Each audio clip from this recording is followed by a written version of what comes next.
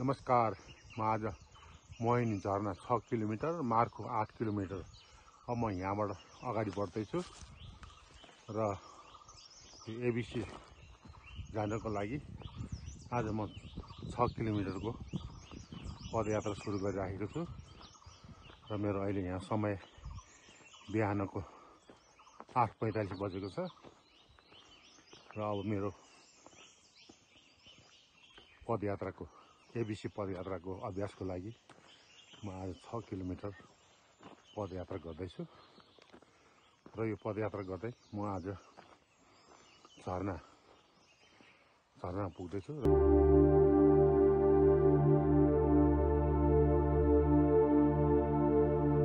2.5 घण्टाको पैदल यात्रा पश्चात म मोहिनी झरनामा आइसकेको छु। यो मोहिनी झरना आइपुग्नु 5 मिनट भन्दा पहिलाको यो इन्द्र सरोवर ताल देखाउँदैछु। यो इन्द्र सरोवर गाउँपालिका वडा नम्बर 1 मार्खुमा पर्ने तालको नजिकैबाट मैले यहाँलाई दृश्य देखाइराखेको छु। लगभग हाम्रो ड्यामको सँगसँगै यो बाटोको सँगसँगै यो तालहरू देख्न पाइन्छ। यो मानव निर्मित ताल हो र यो मोहिनी झरनासम्म आइपुगेको छ। धन्यवाद।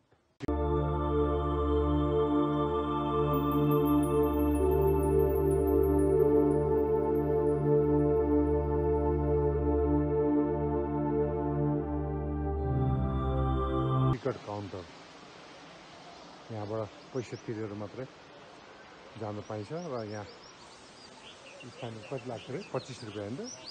25 रुपियाँ चाहिँ यहाँ स्थानीय लोकल समितिबाट चाहिँ नि लिएर यहाँको व्यवस्थापनको लागि पैसा उठाएको जानकारी प्राप्त भयो र अब हामी यसरी अगाडि बढ्दै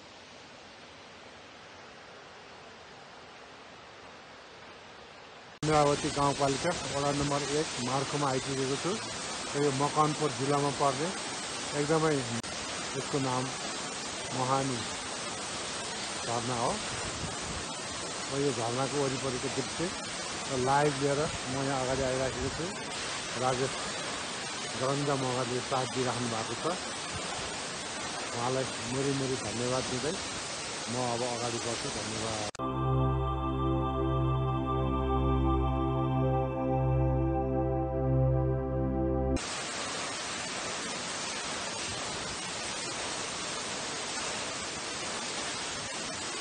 झरनाको आवाज सुन्दै आनन्द लिएर यो मोहिनी झरनामा बसेर आनन्द लिइराखेको छु।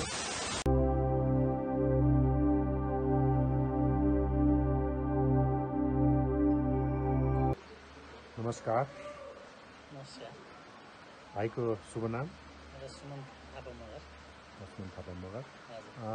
तपाईँले यो जुन एउटा होमस्टे खोल्नु भएको छ नि, त्यो होमस्टेको चाहिँ नाम एकचोटि भनिदिनु त। होमस्टेको नाम सञ्चिता खाजा घर एन्ड लज। अनि यो कति भयो खोलेको? यो 2 वर्ष जति भयो। 2 वर्ष भयो। तपाईँलाई यो ठाउँ के ठाउँ हो, यो कुन ठाउँ पर्छ होइन, र अनि कस्टमर यहाँ के को लागि आउने हो त्यसको बारेमा छोटकरी भनिदिनु त। यो इन्द्र सरोवर 1 गाउँपालिका मोहिनी झरना भन्छ यसलाई चाहिँ। अनि अब यो कस्टमर खास यहाँ के हेर्न आउँछ मेन चाहिँ? यहाँ यो मोहिनी झरना घुम्न र पौडी सौडी खेल्न गर्न लागि आउँछ। यो काठमाडौँदेखि कति टाढा पर्छ थाहा छ? काठमाडौँदेखि 2 घन्टामा आइपुग्छ। बाइकमा 2 घन्टामा आइपुग्छ है। र तपाईँले यहाँ खाना बेच्न सबै व्यस्त छ? हजुर, खाना खाजाहरू सबै व्यस्त छ। हजुरले यो होटेलमा रिसोर्टमा कतिजनासम्म राख्न सक्नुहुन्छ? लगभग यस्तै 20 जना। अनि तपाईँले सिङ्गल बेड डबल बेडको प्राइस र अनि ग्रुपको कसरी राख्नु भएको छ प्राइस? अहिले सिङ्गल रुम अब 2 जना 3 जनाको लागि चाहिँ त्यस्तै 1000 रुपियाँ। डबल बेडको चाहिँ 6 जनासम्म बस्न मिल्छ। त्यसको चाहिँ त्यस्तै 13 देखि 15 सम्म। अनि सिङ्गल बेड सिङ्गल मान्छे बस्नलाई? सिङ्गल बस्नलाई त्यो सिङ्गल रुममा त्यस्तै मिलाएर हुन्छ त्यही 1000। त्यसमा खाना सहित हुन्छ कि के छ? खाना छुट्टै खानुपर्ने हुन्छ। खानाको लागि चाहिँ नि भेज र नन भेजमा कति प्राइस छ अहिले? खाना अब यो भेज भेजको लागि 250 छ। अब यो चिकनहरू बफहरूको लागि चाहिँ 350। अनि माछाहरू अब खानुभयो भने यहीँको लोकल माछाहरू 450 पर्छ। अब लोकल भाले खाने भयो भने पनि भालेहरूको पनि सुविधाहरू छ। अनि यो जुन इन्डो सर्भरको बारेमा भन्नु त अलिकति। इन्डो सर्भर चाहिँ ताल हो है, यो के अरे मानवीय ताल हो। यसमा चाहिँ बोटिङहरू गर्न, अब मोटर बोटहरू चढ्न सबै पाइन्छ नि त? सबै पाइन्छ। सबै पाइन्छ। यो मोहिनी झरनाको विशेषता मेन चाहिँ के को लागि आउँछन् मान्छे? मेन यही मोहिनी झरनामा अब यस्तै पौडीहरू खेल्नको लागि नै। पौडी खेल्नु, पौडी खेल्न भन्न, फोटोसोटो खिच्न भन्न। फोटो खिच्न कतिको आउँछन्? कतिजना जति आउँछन् अहिले? जस्तो विशेष गरी यो छुट्टीको दिनमा कतिजना जति आउँछन् तपाईँलाई अन्दाजी? छुट्टीको दिनमा त्यस्तो शनिबार हुन्छ लगभग 100-150 जना। 100-150 जना चाहिँ आउँछ। अरू बेलामा? अरू बेला पनि भइरहन्छ है। खाली चाहिँ हुँदैन। तपाईँलाई यो भिडियो हेरेर कसैलाई चाहिँ नि यो सम्पर्क गर्नु पऱ्यो र यहाँ चाहिँ रिजर्भ गर्नु पऱ्यो भने तपाईँको नाम र नम्बर एकचोटि फेरि भनिदिनुहोस् त। नमस्कार, मेरो नाम सुमन थापा मगर। मेरो कन्ट्याक्ट नम्बर चाहिँ 98093 48 937। फेरि एकचोटि दोहोऱ्याइदिन्छ। 98093 48 937। हस्, तपाईँको चाहिँ नि यो गर्नुभएको व्यापारमा म एकदमै खुसी लाग्यो मलाई।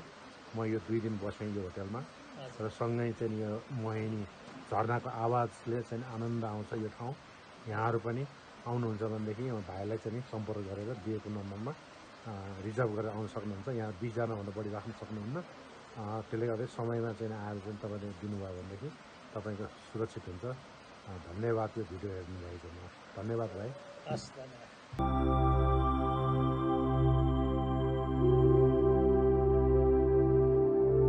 इन्डो सर्भर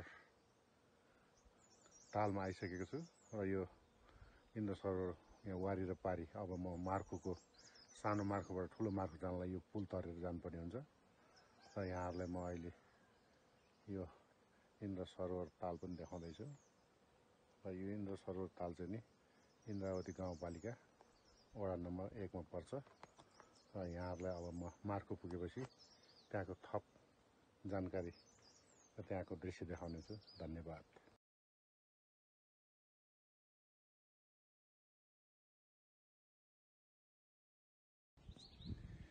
मार्कुको पदयात्रा यो इन्डो सर्भर तालको सँगसँगै हिँड्ने राम्रो चाहिँ नि वातावरण हेर्दै अगाडि बढ्ने ठाउँ रहेछ। यहाँको आनन्द लिँदै म पदयात्रा गरेर मार्कु पुग्ने योजनामा लागिराखेको छु। र पुलदेखि करिब 1.5 किलोमिटरको यो पैदल यात्री गर्नको लागि बनाइएको यो पदमार्ग जुन चाहिँ नि इन्डो सर्भर ताल सँगसँगै पुरै चाहिँ नि तालको चाहिँ आनन्द लिएर अगाडि बढ्नको लागि चाहिँ बनाइएको पदयात्रा रहेछ। यो गाउँपालिकाको लागि धेरै धेरै धन्यवाद। र यो पर्यटकीय विकासको लागि राम्रो योजनासहित यहाँ कार्यक्रम अगाडि बढिरहेको रहेछ। र पारी चाहिँ एकदमै राम्रो होटेल लजहरू देख्न सकिन्छ। र यो चाहिँ नि यहाँबाट डुङ्गामा जानुपर्ने छ पारी र त्यहाँ माथि ठुलो होटेल पनि देख्न सकिन्छ। र अगाडि त्यहाँ निर्माण पनि भइराखेको छ। र यहाँको पैदल यात्रा सँगसँगै म अगाडि मार्कु पुग्नको लागि प्रयास गर्दैछु। डुङ्गा देख्न सक्नुहुन्छ। हेर्नुहोस् त यहाँ पुरा आनन्द लिएर डुङ्गाको पदयात्रा डुङ्गा यात्रा भइराखेको छ र म चाहिँ यहाँ पदयात्रामै रमाइराखेको छु। धन्यवाद।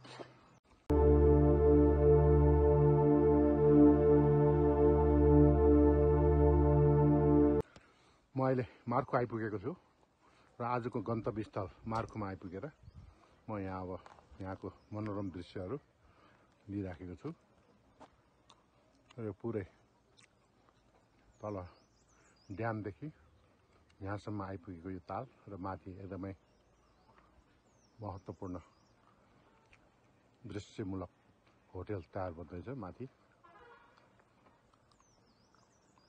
र अहिले यो पारी बजारमा जानको लागि यहाँ डुङ्गा तरेर जानुपर्ने अवस्था रहेछ। र यहाँको दृश्य लिएर म अगाडि बढ्दैछु। र पारी जानलाई पारी बजार मार्खोको बजार चाहिँ पारी जानको लागि यहाँ डुङ्गा चढेर जाने व्यवस्था रहेछ।